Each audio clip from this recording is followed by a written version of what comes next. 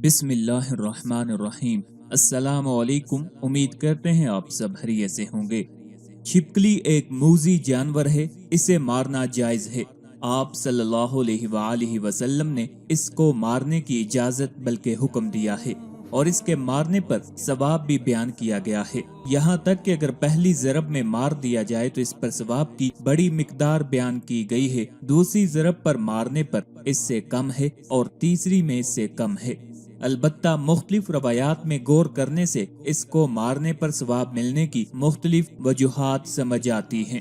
ایک روایت میں آتا ہے کہ چھپکلی نے حضرت ابراہیم علیہ السلام کے لیے جلائی ہوئی آگ پر بھڑکانے کی نیت سے پھونک ماری تھی، لہٰذا نبی کی عداوت کی وجہ سے اس کو مارنے کا حکم ہے۔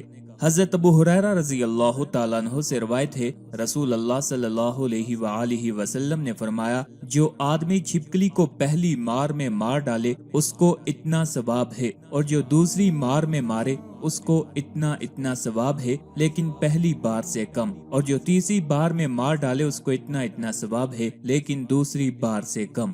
اس حدیث میں ثواب کی مقدار کا ذکر نہیں کیا گیا، جبکہ مسلم کی ایک اور روایت میں پہلے وار سے مارنے والے کے لیے 100 نیکیاں لکھے جانے کا ذکر ہے، اور سنن ابی داؤد کی روایت میں ہے کہ پہلے وار میں مارنے والے کو 70 نیکیاں ملیں گی۔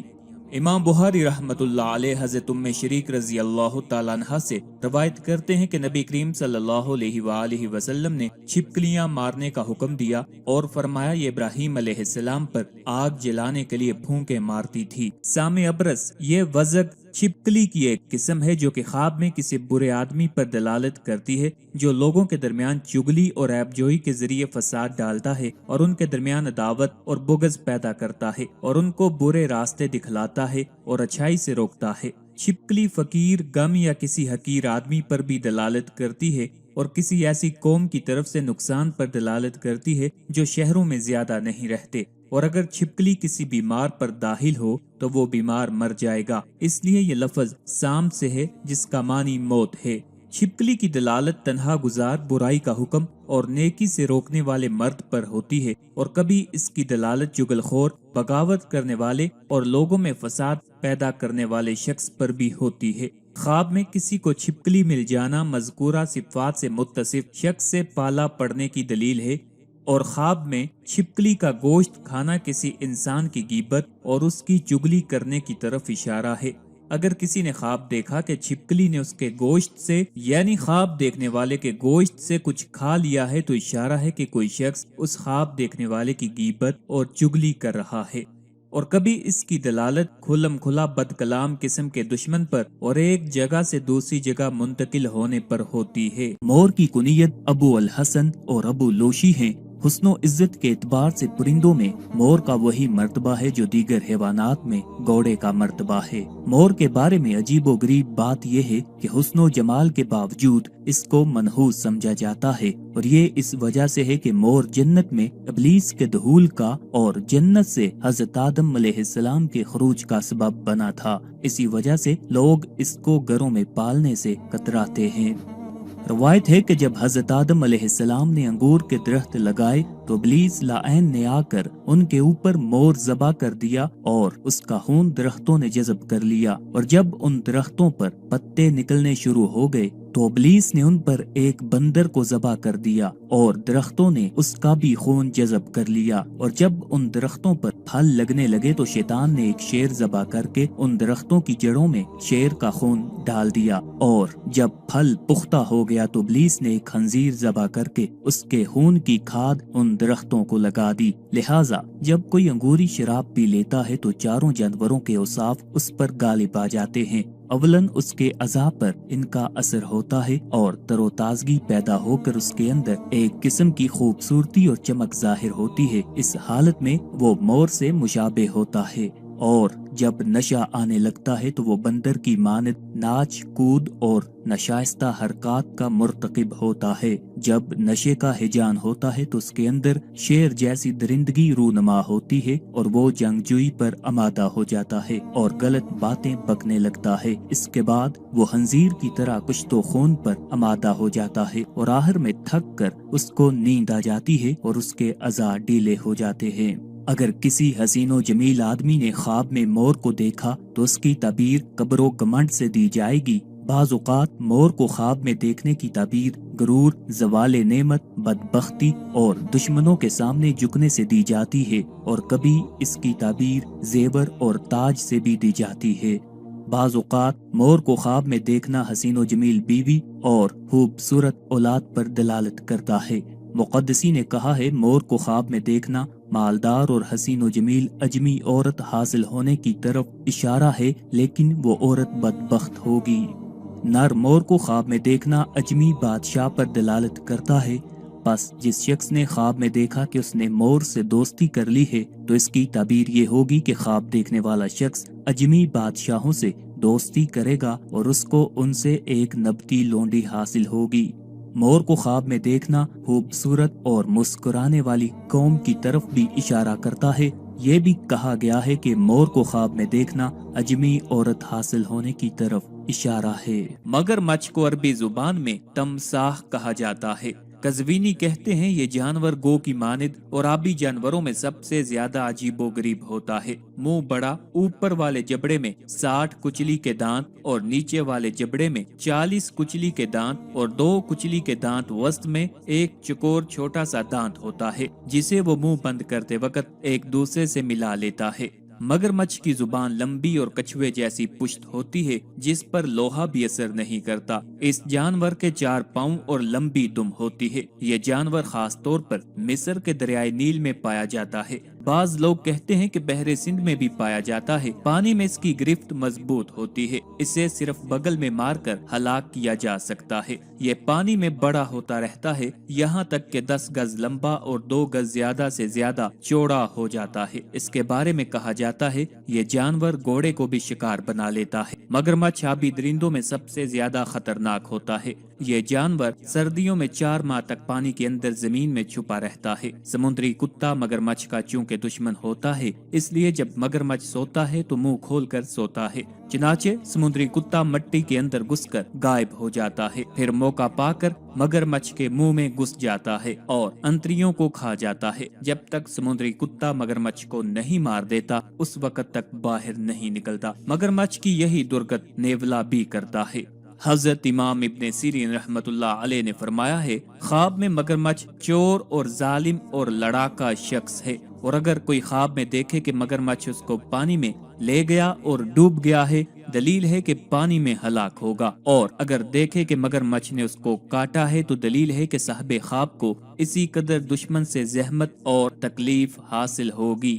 حضرت امام ابراہیم کرمانی رحمت اللہ علیہ نے فرمایا ہے، اگر دیکھے کہ مگرمچھ اس کو پانی میں لے گیا ہے، دلیل ہے کہ اس کو مچھلیاں ہلاک کریں گی، اور اگر دیکھے کہ مگرمچھ اس پر غالب آیا ہے تو اس کی تعویل اول کے خلاف ہے، اور اگر دیکھے کہ اس کے پاس مگرمچھ کا گوشت یا چمڑا یا ہڈی ہے، دلیل ہے کہ صاحب خواب دشمن سے نقصان پائے گا۔ حضرت جابر مغربی رحمت اللہ علیہ نے فرمایا ہے، اگر دیکھے کہ مگرمچھ اس کو پانی میں لے گیا ہے، دلیل ہے کہ دشمن کے ہاتھ سے شہید ہوگا۔ علامہ نابلسی رحمت اللہ علیہ نے فرمایا ہے کہ خواب میں مگرمچھ کو دیکھنا پولیس پر دلالت کرتا ہے، اس لیے کہ وہ دریا کی مخلوقات میں سے سب سے زیادہ شریر ہے۔ اس سے نہ دشمن مامون ہے اور نہ ہی دوست، اور وہ خائن ہے، اور اس طرح ظالم تاجر پر بھی دلالت کرتا ہے۔ اگر کسی نے خواب دیکھا مگرمچھ خواب دیکھنے والے کو کھینچ کر پانی کی طرف لے گیا ہے اور قتل کر دیا ہے تو دلیل ہے کہ خواب دیکھنے والا پولیس کے ہتھے چڑھے گا اور پولیس اس کا مال چھین کر قتل کر دے گی۔ اگر وہ مگرمچھ سے بچ گیا تو دلیل ہے کہ پولیس کے ہاتھوں سے بھی بچ جائے گا۔ خواب میں مگرمچھ کا دیکھنا حرام کی کمائی، خوف و ہراس، ہوا کی بندش کی وجہ سے یا ڈاکوؤں کی وجہ سے تکلیف میں مبتلا ہونے پر دلالت کرتا ہے، اور کبھی خواب میں مگرمچھ کا دیکھنا غرق ہونے کی وجہ سے عمر کے خاتمے پر دلالت کرتا ہے۔ مگرمچھ کو خواب میں دیکھنے میں کوئی خیر نہیں ہے، نہ ہی خشکی میں اور نہ ہی سمندر میں۔ کبھی کبھی مگرمچھ کو سمندر میں دیکھنا ذلیل دشمن پر دلالت کرتا ہے۔ اگر خواب دیکھا کہ خواب دیکھنے والا مگرمچھ کو دریا کی طرف کھینچ رہا ہے تو دلیل ہے کہ کوئی شخص یا بادشاہ خواب دیکھنے والے کی ناپسندیدگی کے باوجود اس کے گھر سے کوئی چیز اٹھا لے جائے گا۔ اور اگر خواب دیکھنے والا مگر مچھ کو خشکی کی طرف کھینچ رہا ہے تو دلیل ہے کہ خواب دیکھنے والے کو اس پر کامیابی حاصل ہوگی، یا یہ بھی تعبیر دی جاتی ہے اس کو قرض سے نجات حاصل ہوگی اور بادشاہ یا کسی آدمی سے اس کو مال ملے گا۔ خواب میں کسی مگرمچھ کے گوشت کا کچھ حصہ یا اس کی کھال یا چربی اور بدن کا حصہ مل جائے تو اشارہ ہے کہ صاحب خواب کو اس کے بقدر دشمن کے مال میں سے حصہ ملے گا۔ بھیڑیے کی کنیت ابو سمامہ، ابو جائد، ابو قاسب، ابو سبلہ بھی آتی ہے۔ اس کا دوسرا مشہور نام اویس ہے۔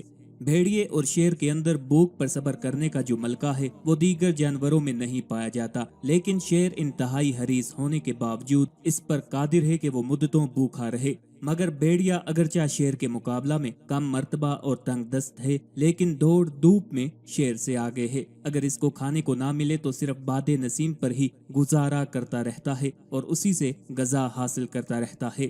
بھیڑیے کا معدہ مضبوط سے مضبوط تر ہڈی کو ہضم اور تحلیل کر لیتا ہے، مگر اس میں کھجور کی گٹھلی کو ہضم کرنے کی صلاحیت نہیں ہوتی۔